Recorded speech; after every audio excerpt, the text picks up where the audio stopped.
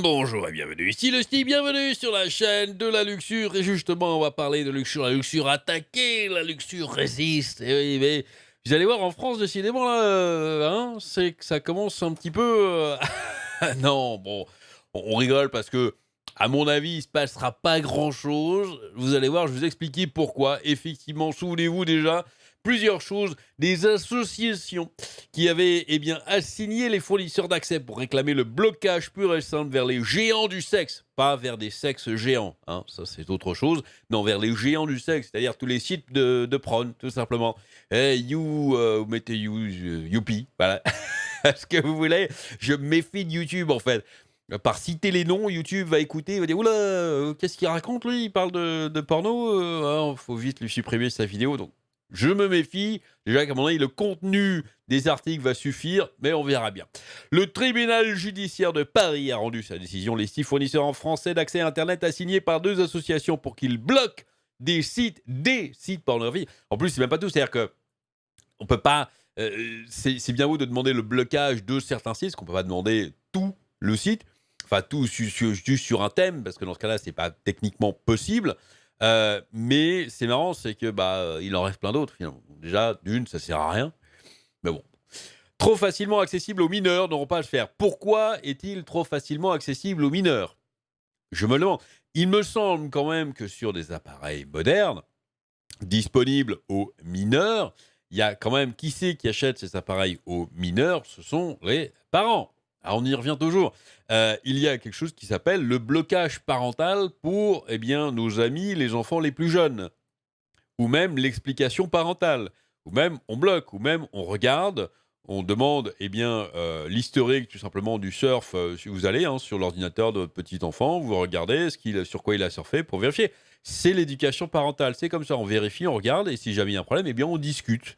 On discute, on parle, et c'est l'éducation, ça s'appelle. C'est marrant, hein. Bref, e-enfance, à pas confondre avec e-football. E-enfance est la voix de l'enfant. Réclamé en effet à SFR, Orange, Bouygues Télécom, Free, Colt Technologies. Je connais pas celui-là, tiens. Service et Outre-mer Télécom. Colt Technologies Service, c'est un fournisseur d'accès, ça? Non. Vous connaissez? Moi, je connais pas du tout. Le blocage pur et simple de toute connexion aux mastodontes du sexe. Alors, les mastodontes du sexe, c'est pareil. C'est pas des gens qui sont doués en sexe. Ce sont des fournisseurs de contenu. Attention. YouPorn, Pornhub, RedTube, Xvideo, XNXXX, Hunter, Tu kiffes. Ah, je connaissais pas Tu kiffes. Le nom est rigolo, ceci dit. Ici Porno et Mister Sex. Ici, Tu kiffes et Ici Porno, je connais pas. C'est français en même temps, je connaissais pas du tout. Mais rigolo, voilà. Donc voilà, en plus, ils vous filent des bonnes adresses, c'est bien. Chaque mois, ces différents sites accueillent près de 50 millions de visiteurs uniques, rien qu'en France. Rien qu'en France, bravo. Presque autant que la population française. Pour plus de 3000 millions. Donc 3 milliards en fait. C'est marrant cette... Pourquoi pas. Bon, on dit milliards chez moi. Mais... De pages consultées au total. Magnifique. Les mineurs trop vulnérables. Le code pénal interdit d'exposer les mineurs à des photos et vidéos pornographiques. Évidemment, c'est dans la loi. Et la loi sur les violences conjugales du 30 juillet 2020 précise que les sociétés concernées ne peuvent s'exonérer de leurs responsabilités en se contentant de demander à un internaute s'il est majeur. Or, une majorité de ces sites ne vérifient pas l'âge des internautes ou se contentent au mieux de leur demander de cocher une case affirmant qu'ils sont majeurs. Pour protéger les mineurs, les associations ont demandé à la justice de faire fermer ces sites internet en imposant une décision de blocage. Bref, blablabla. Mais la juridiction des référés indiquait qu'elle n'était pas en situation de pouvoir exercer le contrôle de proportionnalité des mesures sollicitées dans le respect du principe de la contradiction. Alors, c'est un peu bizarre, c'est un peu du terme juridique, il me semble, je peux me tromper, et je pense que je vais me tromper, donc si vous voyez vraiment ce que ça veut dire, je pense que c'est juste parce qu'ils peuvent pas bloquer pour tout le monde, vu que c'est pas forcément, il n'y a pas que de l'illégalité dedans. Donc, ils ne peuvent pas bloquer simplement pour tout le monde, même pour ceux auxquels ils ont le droit d'y aller, tout simplement. Bref, bon, je peux me tromper encore une fois. En tout cas, la justice a décidé que non, c'était pas, ils ne pouvaient pas le faire, tout simplement. Bref, voilà, donc ça, c'était fait. Sauf que, le gouvernement a décidé de faire quand même quelque chose.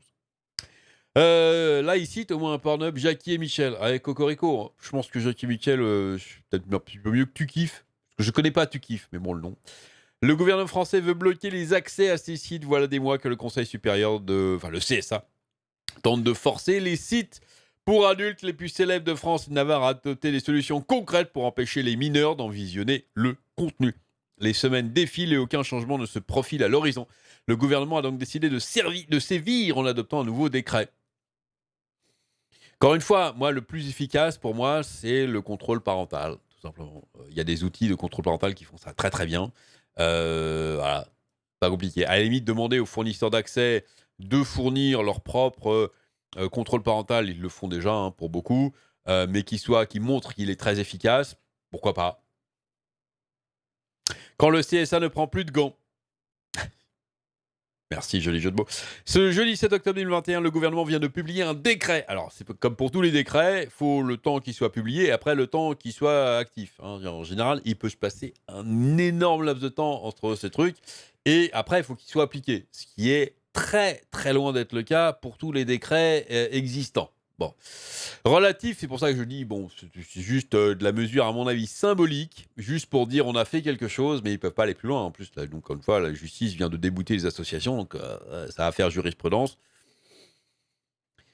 Une initiative qui vise désormais à permettre au CSA de bloquer l'accès aux sites qui ne contrôlent pas l'âge de ses utilisateurs. Et par contrôle, le décret estime que le simple message demandant aux internautes de confirmer sur l'honneur la majorité n'est pas suffisant. Ainsi, bon nombre de gros sites risquent de se faire taper sur les doigts en cas de non-conformité.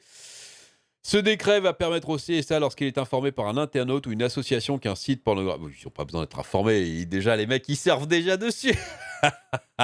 Vous allez me faire croire que les gens qui travaillent au CSA, ils se font pas sur les sites de porn. Quand même, bref.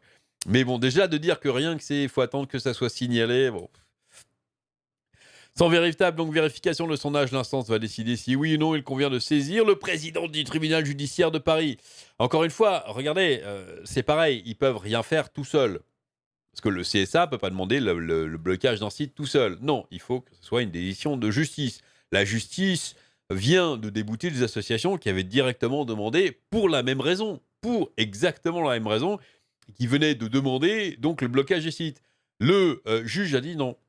Bon, alors je ne vois pas pour quelle raison, si c'est le CSA qui demande, je ne vois pas pour quelle raison, eh bien un autre juge dirait ah oui, vous avez raison.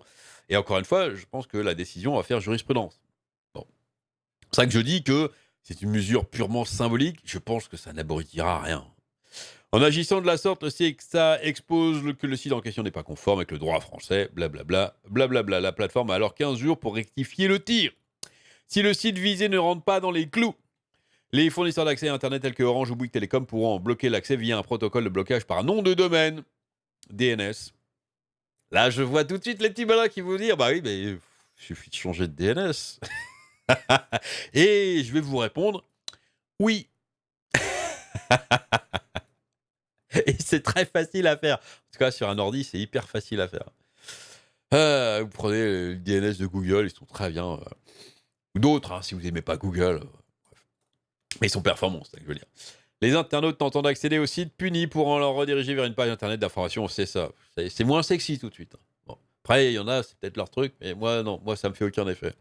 Mais le problème de ce décret, c'est que les sites pour adultes peinent à trouver une solution viable pour vérifier la majorité de leurs utilisateurs. Et pour cause, ils exposent les internautes souhaitant exposer leurs données personnelles et confidentielles à des sociétés souvent basées à l'étranger. De plus, il est impossible pour les dites plateformes de vérifier réellement que le véritable propriétaire de la carte d'identité est bien derrière son écran. Un enfant pourra ainsi emprunter la carte d'un de ses parents pour s'en servir. C'est évidemment... C'est-à-dire que c'est très facilement contournable. Il y a même des images, je pense, de pièces d'identité qui circulent, des fausses, des bidons, des trucs qui vont circuler. Vous en téléchargez une, vous l'envoyez, ça y est, c'est réglé. Même une pièce d'identité belge, suisse, que sais-je, les mecs vont jamais vérifier que c'est un truc qui marche bien. Ils vont pas rentrer en communication avec... Vous imaginez quand même qu'il y a un accord entre les sites de porn et puis les gouvernements qui font des demandes. Donc, un truc, est-ce que monsieur un tel machin, c'est bien sa vraie pièce d'identité, il habite bien là? Non.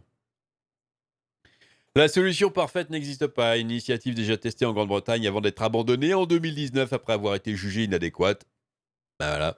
De vives critiques avaient d'ailleurs été émises à son sujet, expliquant que fournir des données aussi sensibles comme des passeports ou des cartes d'identité pouvait entraîner la création d'un fichier où seraient recensés les adeptes de contenu pour adultes. Je trouve ça effectivement très risqué. Et encore une fois, je veux bien qu'on ait des idées de ce type, mais ça a été testé ailleurs déjà et ils l'ont arrêté. Il y a une bonne raison pour laquelle ils l'ont arrêté. Mais non, apparemment, le CSA, le gouvernement français pense qu'ils sont plus intelligents que les autres, et donc voilà, ils le font aussi. Je vous fiche mon billet que ça ne servira à rien, que ça ne sera pas appliqué et que ce décret, vu que c'est un décret, ce sera très vite disparu. Oh tiens, ils mettent assez flouté, c'est dommage. C'est dommage, mais bon, hein, on les comprend quelque part. Voilà, regardez ici les commentaires. Vive les VPN, déjà, première solution, VPN, effectivement. Hein. Pas besoin, il suffit de juste changer les DNS, comme tous les sites Tipiak. Bon, c'est pareil, le Tipiakage, hein, c'est illégal, ne le faites pas, hein, blablabla, vous connaissez la chanson. Bref, merveilleux film, vous connaissez la chanson. Bonjour OpenDNS, bah oui, évidemment. Puis même changer le DNS aussi sur téléphone, ça doit être possible, hein, je pense. Sur Android, très facilement, je pense.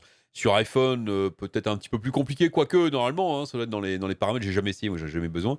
Mais je pense que ça doit être très facilement faisable de changer de DNS. Voilà, il y aura des tutos sur le net pour faire ça. Les gamins, à partir d'un certain âge, ils savent très très vite échanger ce type d'informations et très très vite le faire eux-mêmes. Ça ne sert à rien de faire ça. Il faut éduquer, il faut contrôler au niveau des parents, contrôle parental. On parle avec les enfants pour les prévenir que de toute façon, il y a un moment ou un autre, ils vont tomber sur ce type de contenu. C'est obligé. Même un pote qui leur a envoyé, à mon époque, hein, je vous parle d'un temps que les moins de 20 ans ne peuvent pas connaître, on s'échangeait des magazines. Des magazines de cul, on appelait ça et voilà, c'était l'époque et la première fois où j'ai, personnellement, visionné du contenu porno, j'étais mineur, hein, j'avais moins de 18 ans. Bon, ça arrive, hein, ça arrive très souvent. Il suffit, de s'attendre, qu'on ait si les parents parlent avec les enfants et savent très bien qui vont tomber sur ce type de contenu et ce qu'il y a dedans et que voilà. Bon, bref, allez. Mais interdire, ça m'énerve. Amusez-vous bien et à très bientôt.